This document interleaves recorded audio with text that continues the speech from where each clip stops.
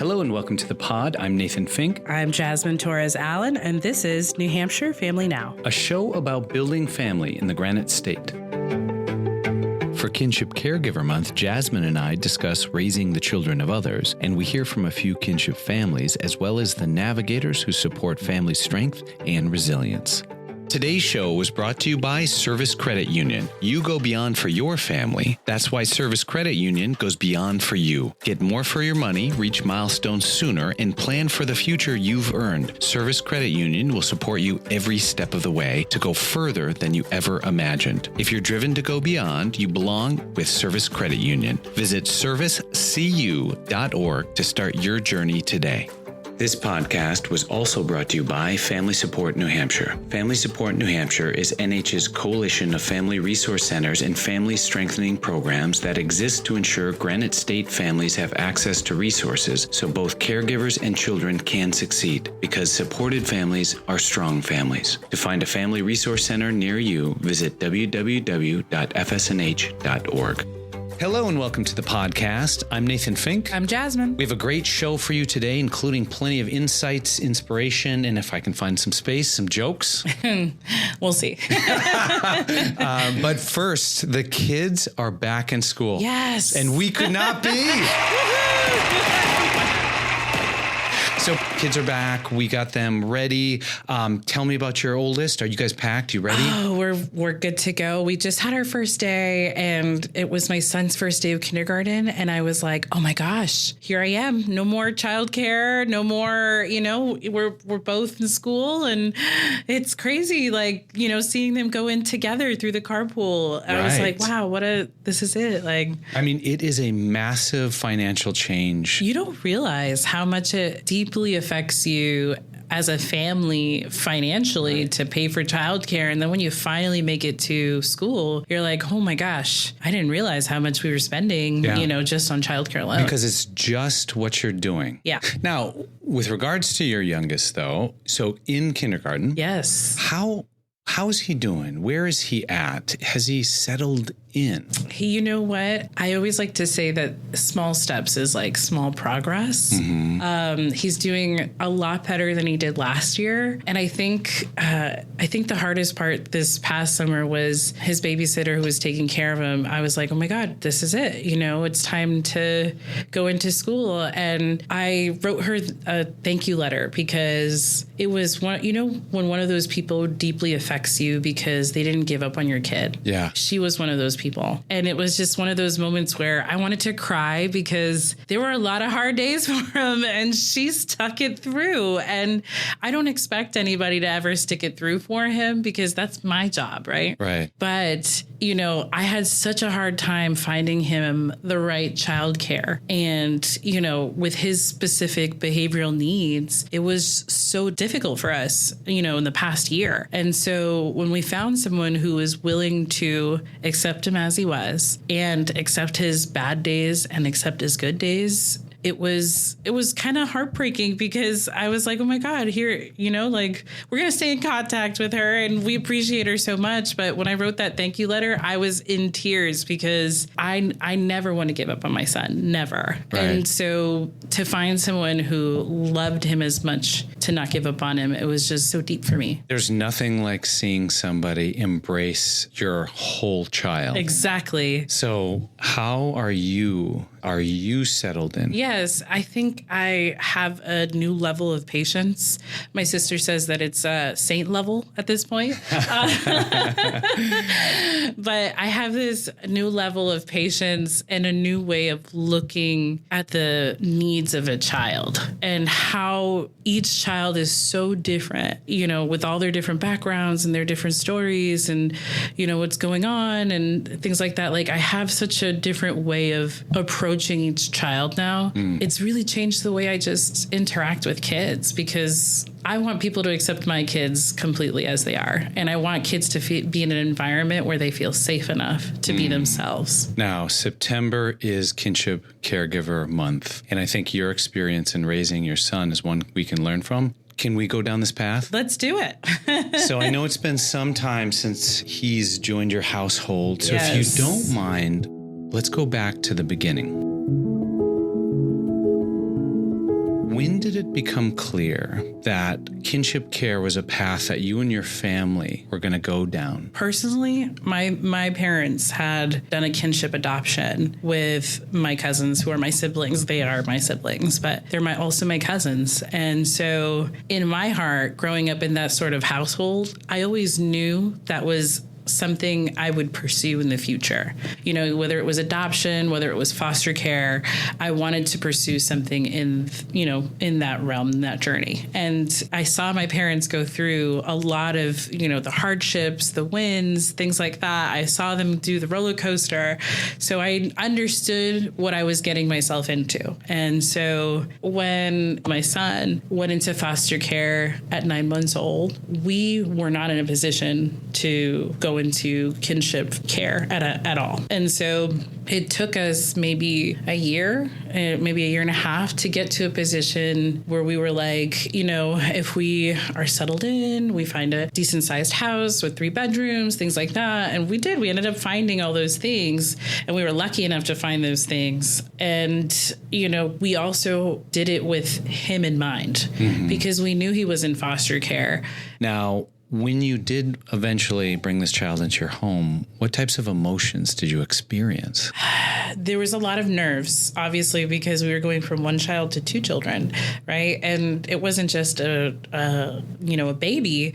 This was an older child, a little bit older. He was a toddler. And so, we were at toddler mode, the terrible 3s and into the 4s. And there was a lot of nerves for that. And then there was also finally we got there. You know what I mean? Finally he was here, because there was so much anticipation building up towards him coming, and we were getting prepared. We were taking these foster parenting classes. We were working with the state at that point, and there was all these things we had to do that were kind of like checklists. And there was a part of me that was like, oh wow, there's a lot of requirements. You know what I mean? And so I think what really shocked me the most was at the beginning, it was like rainbows and butterflies, he'd gotten there, and, there was all this love and this anticipation. And then what you don't realize is when a child finally feels comfortable being themselves, that's when the emotions start to come out. And you don't realize how much a child in foster care or in sort of kinship care that's been displaced from their, birth parents, it's like all those emotions come out eventually. And there's lots of ways in which those emotions sort of shocked. It was like a shock to my system, because I was like, we went from having one version of him to another version of him. And then, that's when I started reading about attachment disorders and what happens to children in foster care, the level of adjustment. It actually takes about almost 3 years for a child to adjust in an environment like that. Right. That was such a shock to my system, and I had to reevaluate my own parenting, and it actually triggered some of my old trauma. And I didn't realize how much I had that I had to unpack until I was confronted with it. Well, you're not alone. I mean, there's nearly 24,000 households that are headed by relatives where children are living.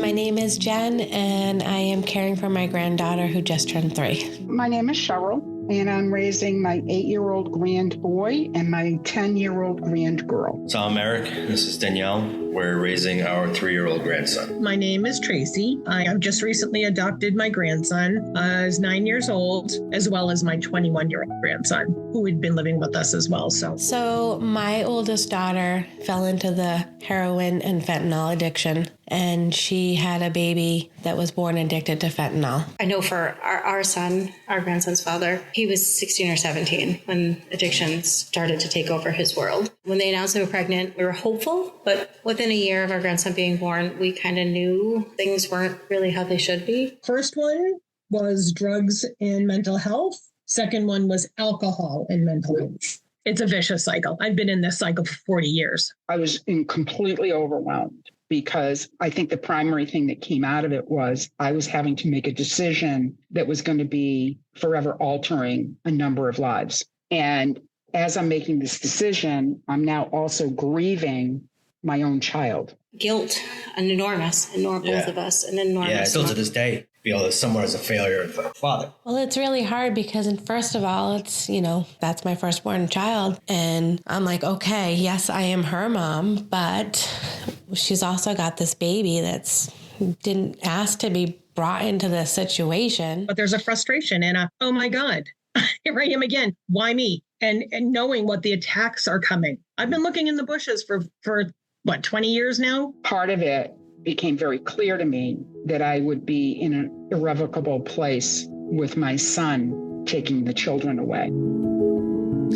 It is without a doubt a complicated situation. How did your family dynamics change between, say, you and your child, you and your husband? Yeah, I think my daughter took it the hardest. Even though we felt like we prepared her for it, we felt like we were, we talked about having a little brother and, all those, we did all those things, all the check boxes that you do when you prepare a child for another child in the home, right? And I think it was a shock for her once he was here, and it was really, really cool at first, and then he started letting those emotions out. And I think she was shocked too, because she was like, I've never experienced this before. And there were certain things as the older sibling that, I had to evaluate, that I have expectations, I guess, of an older sibling, right? Knowing, you always say, better, you're older, you know what I mean? You understand more, right? All those things that she would say to the older sibling, right? And then you don't realize how much that actually parentifies the older child. Right. And so I had to take a step back with that and reevaluate how I spoke to her in those circumstances, because there were times where she regressed too, where she was like, I want to feel like the baby too. And so I started incorporating mommy and me times. And so she got some special time with me. He would get special time with me. And that way they both could get a little bit of that attention that sometimes feels really spread out between two kids, right? Right. Now, how did your relationship with your spouse change? I think it changed more, and we had to kind of reevaluate our discipline methods. We had to reevaluate, our emotions. I think he also realized that it was super important to be a strong male figure in his life. And so he wanted to take that more seriously. And so I think I saw him transform into this person of I have to be a good example so that he ends up being a better person, and he has a good male example. But between the two of us, it was communication breakdown constantly at first, because we weren't communicating, and all of a sudden we had two. And then it was, slowly where we were like, okay, we really need to be a united front on these issues. And all of this is to say nothing of what this child has been through. And she ended up delivering at a hotel room. And I got a call from DCYF asking me if I knew what was going on. So I said, whatever I can do, I will definitely take this child. And it took me 6 months to get her out of foster care before I was able to get her placed with me. I can go on and on and on about the various things that have happened. I can tell you that each one of these children has suffered harm. Between them. Ours also can put on masks. He puts on. And be in a situation where he is absolutely falling apart completely on the inside and won't say it. Absolutely. Dr. Cassie Ackley, licensed psychologist, director of the Center for Trauma Responsive Practice Change, and the New Hampshire CPP Provider Network. In our world, we're thinking about the kind of interpersonal forms of trauma that happen in the lives of children. The brain is so amazing and grows so rapidly during those first years of life that it means that it's open to a lot of change from experience. And our brains grow from the experiences that we have in our lifetime. And the brain grows from the bottom up and the inside out. And the later regions of the brain, the thinking part of our brain, is dependent upon the lower regions, how healthy they are, how free they've been from threat or fear, and the opportunities they've had to feel safe and be in relationship and have rich learning opportunities. So between the ages of 0 and 1 and 0 and 3 and 0 and 5, while we may think about upsetting or traumatic traumatic experiences not having an impact, that's the period of time when they actually can have the biggest impact on the brain. And that's not to say that that can't be changed. The beautiful thing about post-traumatic growth is that brains have new neurogenesis, the capacity to birth new cells and the ability to have neuroplasticity, to change and grow in amazing ways. And so while we say the impact is profound on the way in which the brain grows, and in particular, a person's ability to feel safe in their body and to feel safe with other humans, to tolerate distress and upsetting and overwhelming emotions, I would say the most prominent signs of trauma in early childhood involve changes in neurodevelopment, but importantly, what that means is changes in a child's development, and primarily problems in sleeping, being able to fall asleep, stay asleep, not have nightmares, in eating, not overeating or undereating, or having picky issues or feeling like you have to hoard food. And then thirdly, we see them in toileting. So problems with toilet training. So behaviors, communication, and many young children don't even have the words yet to describe the experiences that they have had. And so we're looking to children's behaviors to show us that they're having trouble understanding their experiences. They're having trouble managing overwhelming emotions that are bombarding their experience.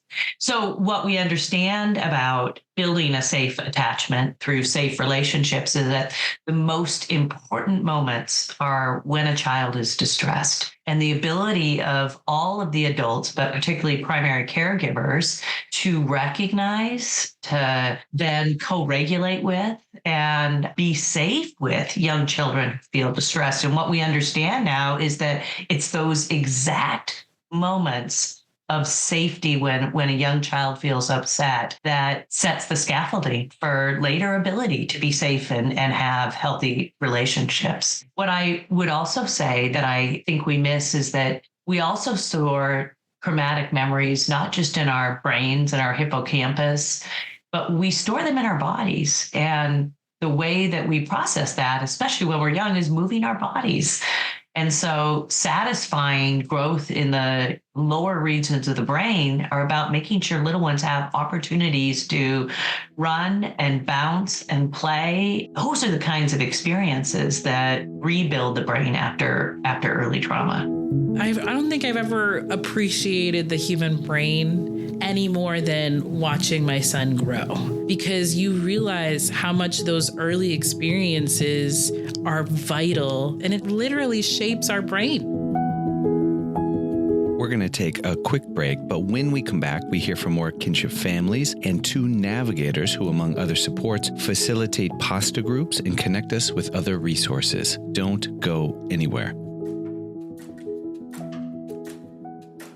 Today's show was brought to you by Bank of New Hampshire. For 193 years, Bank of New Hampshire has put customers and communities first. With the expertise to help you realize your goals, their technology makes banking easier, and the friendly faces will make you want to visit in person. Want a bank that has your back? Bank of New Hampshire are your people. For more information, visit bnh.bank or call 1-800-832-0912. Member FDIC. Today's podcast was brought to you by Dartmouth Health Children's. As the only comprehensive pediatric healthcare system in the region, Dartmouth Health Children's promotes health, advances knowledge, and delivers the best patient and family-centered care for infants, children, and adolescents. Shared knowledge from expert providers across the system increases their ability to care for patients and families close to home. From annual checkups to specialized treatments, Dartmouth Health Children's is dedicated to ensuring all children live their happiest, healthiest lives. For more information, visit childrensdartmouthhealth.org. That's childrens.dartmouth-health.org. Today's show was also brought to you by NFI North. For more than 40 years, NFI North has served as an indispensable nonprofit resource for delivering mental and behavioral healthcare services to children, adults, seniors, and families across Maine and New Hampshire. To learn more, visit nfinorth.com. Hello and welcome back to the show. Jasmine, thank you so much again for the vulnerability and talking about this. I mean, I can't imagine, because you enter this relationship wholeheartedly. You have all of these potential, emotions flooding through, not to mention the stigmas that you have or held that you run into, especially around help seeking. Yeah. So I wanted to dive into that, because you said that you had started to read, you had started to do all these things, checklists, because I know for a fact that you reached out to Kinship Navigator. Oh, yeah, definitely. What caused you to reach out? What caused me to reach out was I didn't realize how much more needs a child has when they're placed in kinship care. Because you think when it's your child, you're like, I got to do this, but when you're in the in-between and you're working with DCYF and the state, and if you're going through an interstate foster care,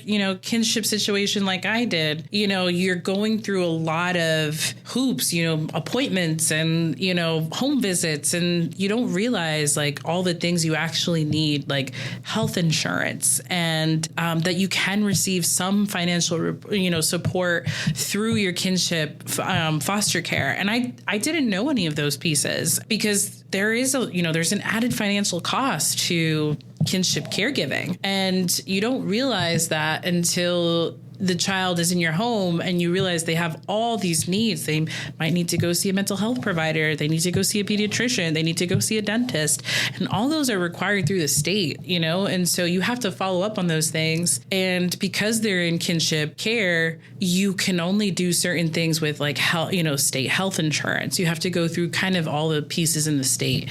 And so if you don't know how to navigate those systems, you get so lost. And like you can go on the state website, and sometimes you get really lost in the mix of it all. And so I reached out to a Kinship Navigator because I needed someone to say, these are all the things that are available for you. These are all these resources that are available for you.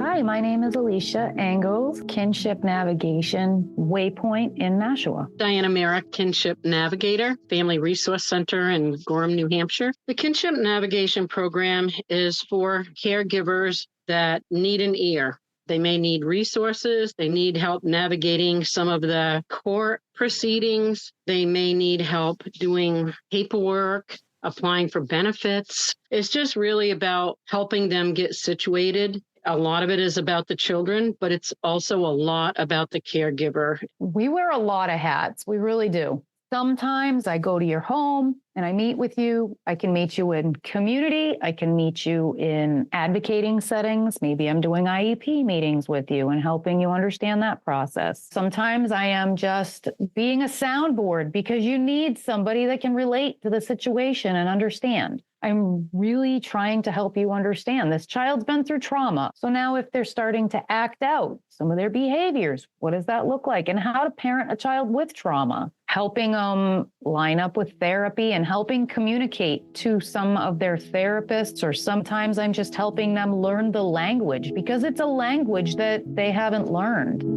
And she even sat down with me and, in the office and was like, you need to fill out this paper. You need to fill out this paper. This is what you're, and those pieces were so helpful at the beginning because I didn't know how to work with the state. And there were even points where she even offered to advocate for me between the state and, lawyers, because the lawyers are involved, because sometimes the court gets involved. And, sometimes there's a guardian ad litem that you have to deal with on top of your caseworker.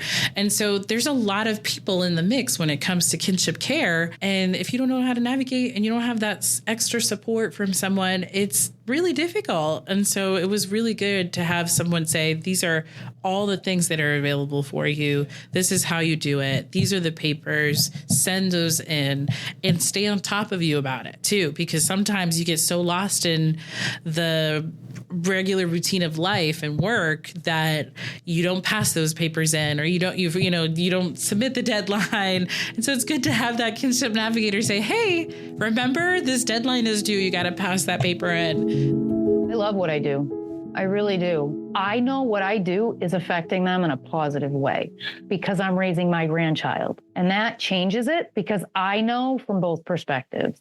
Well, about 4 years ago, my grown daughter, who is 36 now, was diagnosed with cancer. She had a brain tumor, and she just could not take care of, my grandson. So really, I've been pretty much his primary caregiver for the last 4 years. And also my older grandson, he was taken away from his mom. And so he's here a lot of the time, and I care for him when my son is working. So I understand the mixed emotions, the confusion, the hurt.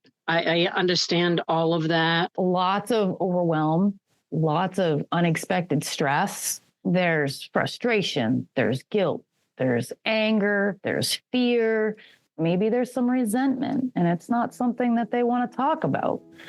But putting them in a safe environment and knowing that there's supports and knowledge of how to support you the right way.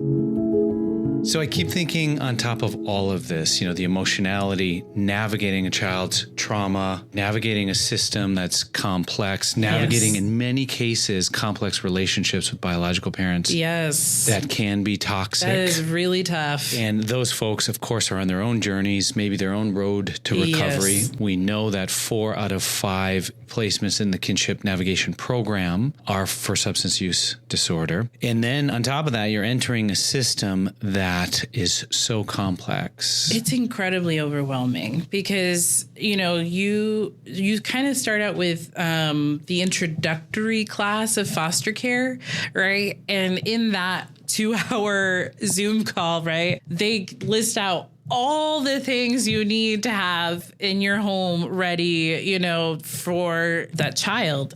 And they say this in the class, it's really overwhelming. And it can sometimes even discourage you from wanting to pursue kinship care because there's so much that it gets involved. And then you think about the state getting involved in your lives, and you think about DCYF getting involved in your lives. And these are all people who have to get to know you on a deep and personal level. And if you're not okay with that, sometimes it can shake you. You know what I mean? Why are these people so interested in me? And they have to know that these children are being placed in a home that's safe. Yeah. And so it can be really overwhelming. So I keep coming back to this, I think, because despite all these obstacles, despite all the stigma and the emotional turmoil and the systems level barriers, why do this? What is it that keeps you going? Maybe it's because I don't want to see family in such a broken system. And even when he spent all that time in foster care, I spend all that time thinking about how long he was in foster care. And then I have my son now, and I think about all the kids that are still in that broken system and how desperately we need homes for these kids. Now, what piece of advice would you give somebody who finds themselves caretaking? There are resources out there for you. There are 100% resources out there for you. You don't have to do this alone. There's financial resources out there for you. There's childcare resources out there for you. There's after school programs and school, educational things that are, available for you.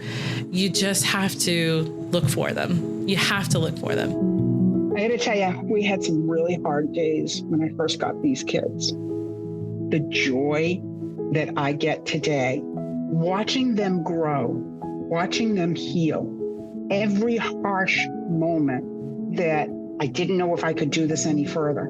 I then look at them today and say, there's nothing that's ever going to happen that could possibly make me not love you, but you need a path. And I think that's where people feel like they're failing. You're not failing, you just don't have a path. I didn't know that there was programs available. I didn't know that there was other people in the valley right here that are looking for help, and you may get more help than you think that there's available. Find a support system. Yeah. Find a group that you can talk to, a friend that understands, that can direct you. There's a fork in your road, but having somebody that can say, okay, listen, let me help you make this decision. And just to know that you're not alone. There's a lot of people out there that are going through what you're going through. I think the best thing that I did for myself was going to the pastor groups, knowing that there's so many people in the variations of experience here in the time frame. For me, being a fixer and a caregiver sharing my experience and helping others is helpful to me. You know, there's all this stuff. You have your children who are not doing so well. And so you end up with custody of, in my case, a child. In a blink, you're alone. You're like, I think I was in an emergency room with my daughter, had my grandson, and they're like, she eventually pointed me to Alicia and wait point. I told my wife, I go, we have somebody. I said, we have somebody. And a very special thank you to all the Kinship caregivers throughout New Hampshire. Please know you're not alone. The statewide Kinship Navigation Program can help. To learn more, visit nhchildrenstrust.org/kinship. And many thanks to the Office of Social and Emotional Wellness, or OSEW, at the NH Department of Education for sponsoring this podcast. OSEW's mission is to advance youth social emotional wellness by collaborating with federal, state, community, and family partners to implement evidence-based, data-driven, preventative, and responsive approaches to lifelong social emotional skills for New Hampshire's students. To learn more about the Department of Education, visit www.education.nh.gov. Merrimack County Savings Bank, where Merrimack style is treating everyone with care, respect, and compassion, proudly supports the mission and efforts of New Hampshire Children's Trust. Founded in 1867, the Merrimack has served people, businesses, nonprofits, and municipalities in central and southern New Hampshire for over 157 years. Visit local offices in Bow, Concord, Contoocook, Hooksett, Nashua, and Wyndham, or go to themerrimack.com. New Hampshire Family Now is listed on Apple Podcasts, Spotify, Google Podcasts, Amazon Music, Stitcher, iHeartRadio, and more. Listen wherever you get your podcasts or ask your smart speaker to play New Hampshire Family Now.